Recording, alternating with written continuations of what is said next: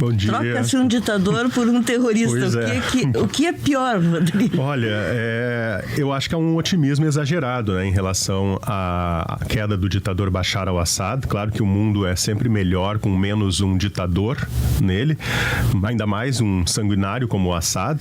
Ele e o pai dele são 50 anos de ditadura na Síria. Agora a gente está trocando um ditador realmente por um grupo terrorista, um grupo que é um braço, ou foi um braço da rede Al-Qaeda no Iraque, que depois passou para a Síria, virou frente al-Nusra e agora, de uns anos para cá, 2015 para cá, se tornou este grupo chamado Hayat Tahrir al-Sham, que de libertação não tem nada, né? A Organização da Libertação do Levante. O Levante é aquela área do Oriente Médio ali, em árabe. Não tem nada de libertador. É um grupo que aplica a lei islâmica, a Sharia, uma série de restrições à educação, às roupas das mulheres, às vestimentas, que as mulheres têm que usar, né, obrigatoriamente o véu islâmico. Meninas com idade superior a 12 anos são impedidas de receber educação formal, muito parecido com o Talibã, né? Então o mundo está depositando nas mãos o poder da Síria de um grupo terrorista, né? Agora eu tenho que lembrar que tudo nasceu lá no ataque do dia 7 de outubro do Hamas contra Israel. Israel neutralizou o Hamas, neutralizou o Hezbollah, que era apoiado pelo Irã. O Irã perdeu força, a Rússia está mais envolvida com a Ucrânia e os dois grandes apoiadores do governo de Bashar al-Assad estão enfraquecidos, a Rússia e o Irã. Por isso, Bashar al-Assad caiu. Mais alguma pergunta sobre Síria? Senão vamos para... Eu estava, Rodrigo, só aqui pensando, né, que desde que eu comecei a trabalhar, elas se vão mais de 40 anos, eu tenho 42 anos de profissão, sempre foi a família Assad mandando na Síria e fazendo horrores. Primeiro Hafez Assad, né? Hafez al-Assad, o pai dele. O pai dele, né? E depois Bashar al-Assad.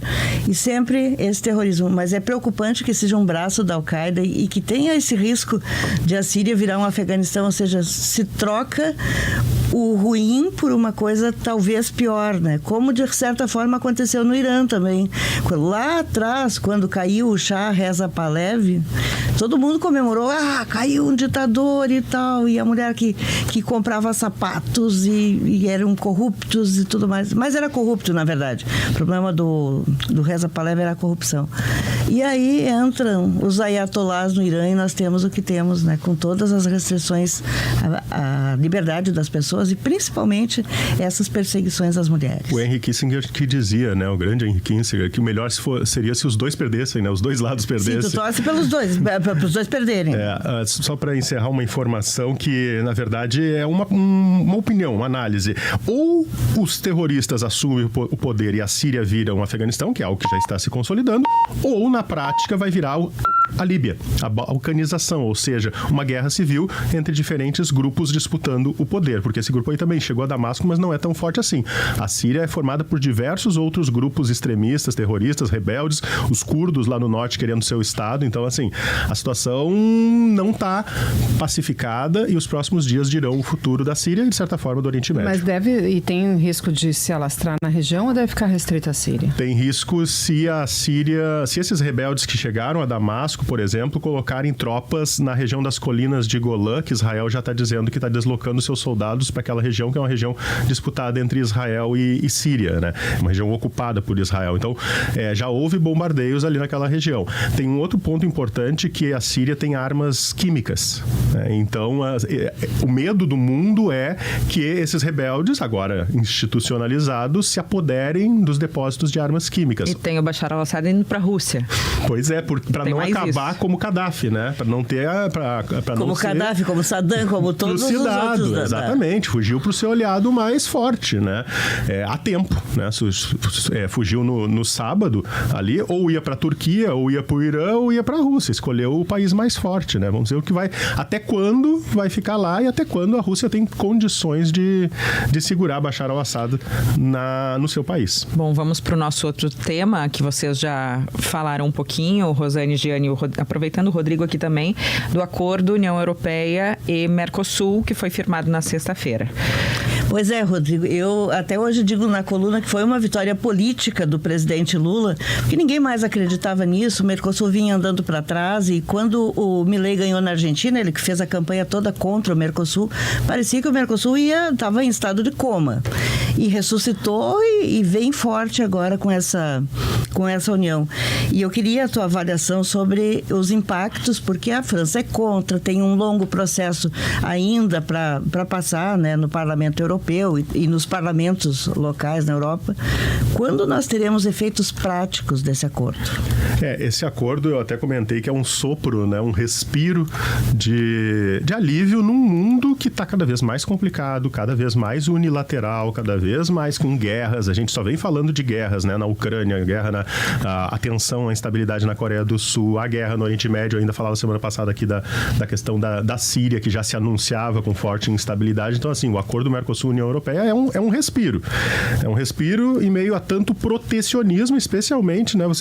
Andressa, em especial, acompanhou lá a eleição do Trump, tá vindo aí uma onda de protecionismo. Então, acho que sim, acho que é um respiro, acho que é uma vitória, concordo que é uma vitória do presidente Lula.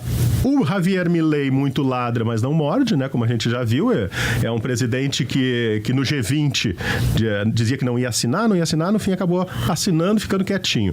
Lá na COP29, retirou a delegação argentina da COP29 e, na verdade, não se opôs à declaração final. Eu acho que vai levar algum tempo, porque o que foi acordado está muito parecido, tem um poder maior do que em 2019, mas está parecido com o que foi acordado lá e celebrado pelo ex-presidente Jair Bolsonaro como uma grande vitória. É um acordo preliminar, precisa sim ser ratificado pelos parlamentos nacionais, pela Comissão Europeia, que é o órgão executivo da União Europeia, e também pelo Parlamento Europeu. E agora o Macron tem muitos problemas internos na França para resolver, e uma das armas que ele tem para tentar se manter no poder é justamente a questão do protecionismo em relação aos produtos agrícolas. Então, acho que demora, no mínimo, aí 1 ano para a gente poder ter no nosso mercado a disputa com os vinhos franceses, os queijos né, franceses, as massas italianas. Diz que a Giane quer falar um pouquinho, né, Giane? O pessoal queria saber, né? Se a cerveja alemã vai ficar mais barata, né? Se redução de tarifa, isenção de tarifa, a tendência é de que seja repassado, né? Mas não quer dizer que vai ficar mais barato que o produto nacional. E a concorrência, entrando aqui vinho francês, por exemplo, né, que às vezes até não é melhor necessariamente do que os gaúchos. Os gaúchos têm vinhos muito bons, né? Sim. Então, assim, mas entrando um vinho aqui, com a concorrência, pode baixar os preços daqui também? Opção também pode provocar isso. Tem várias coisas que podem acontecer, né? Tem uma outra, inclusive, que é o fato de que exportar vai ficar mais atrativo para alguns produtores, algumas indústrias também, porque vão poder entrar no mercado e, assim, entrar no mercado europeu é top, hein, para uma indústria, porque é um consumidor exigente, de alto poder aquisitivo, é um consumidor maduro, ou seja, tu conquistar o consumidor europeu não é qualquer consumidor, né? É um consumidor agora que tem sido mais exigente do ponto de vista ambiental, né? E uma exigência, que é a exigência do consumidor europeu. Eu gostaria, inclusive, que o consumidor brasileiro né, se inspirasse nessa exigência, e se a gente não aumentar a produção de algumas coisas, a gente vai exportar para lá o que ficaria no mercado interno, tu tende, inclusive, a ter uma pressão de aumento de preço. Claro, se tu pegar e dizer, o que tu exporta para a China, tu vai redirecionar para a União Europeia, aí ok, né? Mas se tu for exportar para a Europa o que produz aqui, o que vende aqui no Brasil para o brasileiro, sem aumentar a produção aqui, tu também é lógico que tu tem um aumento de preço, né? Tu tem uma pressão.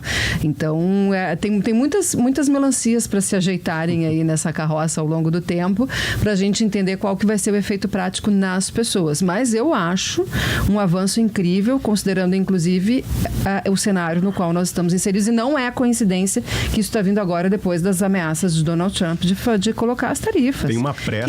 E eu estou curiosa para saber como é que a China vai se encaixar nesse cenário todo também, né? Tem um interesse geopolítico da China, claro, né? E da Europa, especialmente da Europa, de fechar esse acordo logo antes que Trump assuma, né? Vendo que perdeu espaço geopolítico na América Latina em relação à China. E uma coisa que eu via na COP29 Covid-19 lá, uma pressa dos diplomatas brasileiros em acelerarem todo o possível antes da posse de Trump para fechar acordos, porque é meio que assim, depois não sabemos o que vai acontecer. E assim, um possível acordo entre China e Mercosul também, né? Isso pode pressionar, porque a China perde espaço, né? Em outro tema, para a Europa. Em outro tema, o Trump também está... como é que tu usou? Ladra, mas não... Ladra, mas não morde. Tá latindo, mas não tá... Eu acho que não vai morder nesse caso também, que é dos imigrantes, né, Rodrigo? Porque ontem, no fim de semana, deu uma entrevista dizendo que vai cumprir a promessa de campanha, que vai mandar todos os imigrantes legais embora. Não vai acontecer. Não tem como, né? Não, a economia americana não funciona sem os imigrantes, né?